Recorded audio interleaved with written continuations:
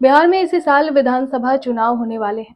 चुनावी साल में एनडीए अपनी एकजुटता को दिखाने में जुटा है। बिहार एनडीए में शामिल सभी दलों के नेता संयुक्त यात्रा निकाल रहे हैं। वहीं दूसरी ओर खगड़िया जिले में एनडीए बिखरता हुआ नजर आ रहा है। यहाँ नीतीश कुमार की पार्टी जेडीयू के विधायक डॉक्टर संजीव कुमार और चिराग पासवान के सांसद राजेश वर्मा आपस में ही भिड़ गए हैं। बात गाली गलौज तक पहुंच गई। जानकारी के मुताबिक सारा बखेरा खगड़िया में बन रहे मेडिकल कॉलेज को लेकर मचा हुआ है।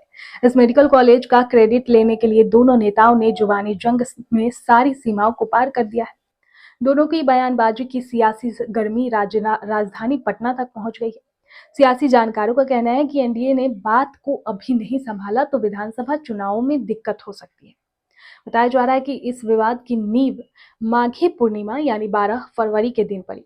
उस दिन परबत्ता प्रखंड के सियादतपुर अगुवानी पंचायत स्थित डुमरिया बुजुर्ग गांव में आयोजित घुड़दौड़ प्रतियोगिता के मुख्य अतिथि खगड़िया सांसद राजेश वर्मा थे। वहां सांसद राजेश वर्मा ने कहा था कि जो लोग मुझे बाहरी कहते थे वे बड़े लोग चुनाव के बाद खुद बाहर हो जाएंगे। सियासी जानकार के अनुसार उनका इशारा परबत्ता विधायक डॉक्टर संजीव कुमार की ओर था। इसके बाद 15 फरवरी को संजीव कुमार ने पत्रकारों से बात करते हुए सांसद राजेश वर्मा का नाम लिए बिना ही उन पर जबरदस्त पलटवार किया। इस दौरान विधायक संजीव कुमार ने सांसद राजेश वर्मा को गीदड़, चिरकुट, चोर जैसे अपशब्दों से नवाजा। विधायक ने कहा कि मेडिकल कॉलेज बनाने के लिए उन्होंने मेहनत की, लेकिन ऐसे लोग जिनका भी राजनीतिक दूध का दांत भी नहीं टूटा है वो श्रेय लेने लगे हैं। ऐसे लोगों को रोड पर ला दूंगा। उन्होंने कहा कि डॉक्टर हूं, ऐसे लोगों का इलाज कैसे किया जाता है मुझे अच्छे से पता है। जरूरत पड़ी तो मैं शस्त्र भी उठा लूंगा। जदयू विधायक संजीव कुमार ने बिना नाम लिए ही कहा कि जब कुत्ता ज्यादा भौंकने लगे तो लात मारनी पड़ती है। रेलवे में चोरी चकारी वाला सामान बेचकर जो बिजनेस चलाते हैं ऐसे लोगों को ठीक करना मुझे बिल्कुल आता है। गठबंधन में रहते हुए ऐसे लोगों से दूर रहना चाहता हूँ। मेडिकल कॉलेज की बात खगड़िया में लगातार मैं उठाता रहा। मेडिकल कॉलेज आ गया, दो पावर सब स्टेशन परबत्ता में बन गया, अलग टेंडर करवा दिया मैं। अब कुछ चिरकुट कहते हैं कि मैं करवाया, तो हास्यप्रद है ये।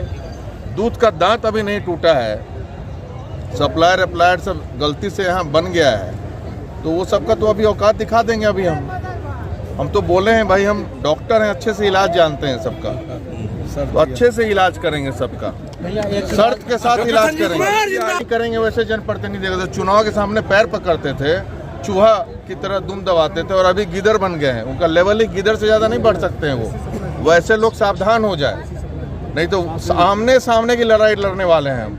हमको जरूरत पड़ेगा शस्त्र उठाने का, तो शस्त्र उठा करके हम खुद भी कुछ भी कर सकते हैं अगर मेरे प्रतिष्ठा पे और स्वाभिमान पे कुछ आया तो। और हमारे गाइड कर लिया हूँ, और उन कुत्तों को मैं चाहता भी नहीं कि मेरे चुनाव में आप आएँ। हमारे गठबंधन में रहते भी कुत्तों से मैं दूरी बनाऊंगा। और इन लोगों को जो खगड़िया को लूटने के लिए आए हैं, अभी नया बने नहीं है कि कमीशन खोरी शुरू कर दिया है उन्होंने। एक एक चीज़ उजागर करने जा रहा हूँ मैं। अब मन भी मैं बड़ा रखता हूँ, इसी के ये छोटा आदमी है, खुल के दुश्मनी नहीं कर रहा हूँ। लेकिन अब जरूरत पड़ेगा, कुत्ता ज़्यादा भौंकने लगे तो लात मारना पड़ता है। जो लुटेरा अगर कोई वोट मांग के चला जाए और उसके बाद उस वोट को लेकर के गद्दारी करे और काम नहीं करे, पैसा में कमाने में जितना इज्जत बेच का टिकट खरीदना, ये तो कोई जेन्युइन चीज़ है नहीं भाई। टिकट अलग चीज़ है, राजनीति अलग चीज़ है। मैं राजनीति के साथ लोक नीति करता हूँ, और परबत्ता की आवाज़ को कभी गिरने नहीं दूंगा मैं। हमारे काम में जो आड़ा आएगा उसको मैं सीधा उससे लड़ाई करूंगा, उसको मैं रोड पे ला के छोड़ूंगा मैं एकदम। गाली देते हुए नजर आते हैं वो, एक समुदाय को जो है वो गाली देते हैं, और कहीं ना कहीं वहाँ वो उन्होंने कहा था कि हम शस्त्र उठा लेंगे, हम हस्तिनापुर बना देंगे, इस तरह की बात उन्होंने कही।